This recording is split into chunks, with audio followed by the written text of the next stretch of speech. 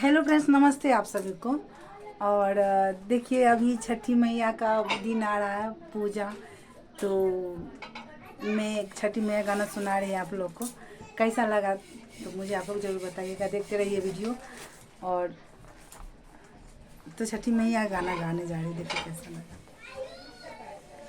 छठी मई के करब बरत या बरत करब, हम जरूर बरत करब, हम जरूर छठी मई के करब बरतिया बरत करब, हम जरूर बरत करब, हम जरूर जोड़ा फल सुपबा चढ़ा एब अर्घ दे एब जरूर अर्घ देब जरूर।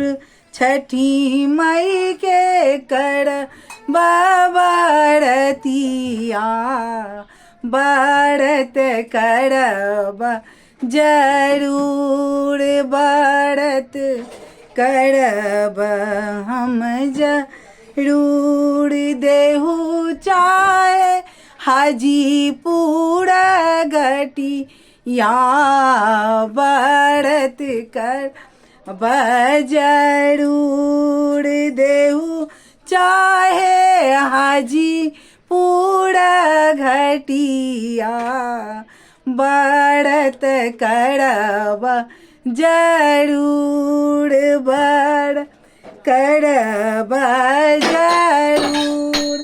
कांचही बस के बहंगिया बहंगी लाएब जरूर, बहंगी लाएब जरूर। फलवा से दौड़ा सजा के घाटे जाए हम जरूर, घाटे जाए हम जरूर। छठी मई के बरत बरतिया बरत करब जरूर, बरत करब हम जरूर। नारियल नारा अंगिया मरुदिया नारियल नारंगिया मरुदिया उखिया लाए बजरूर, उखिया लाए बजरूर। छठी मई के कर बरतिया बरत करब जरूर, बरत करब जरूर।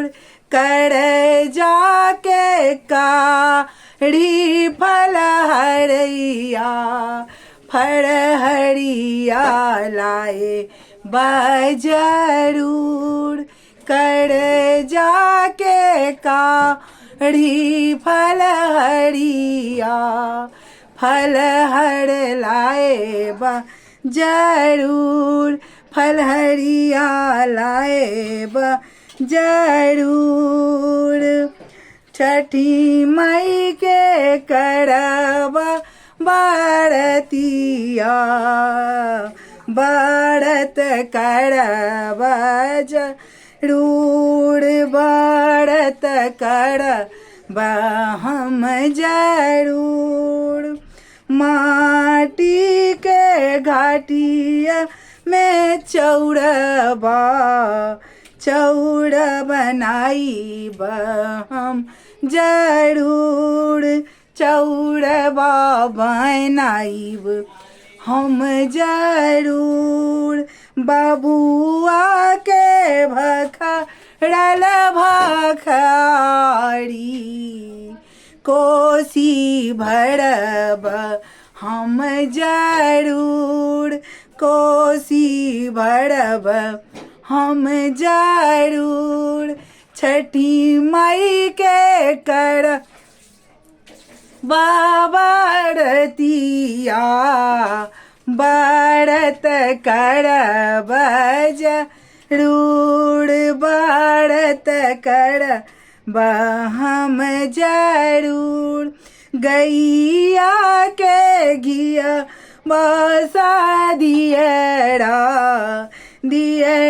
घाटे जड़ब दियरा घाटे हम जड़ब छठी मैया होई है सहाइया छठी मैया होई है सहाइया पैया पड़ब हम जरूर पैया पड़ब हम जरूर छठी मैया के करब बरतिया बरत करब जरूर बरत करब हम जरूर।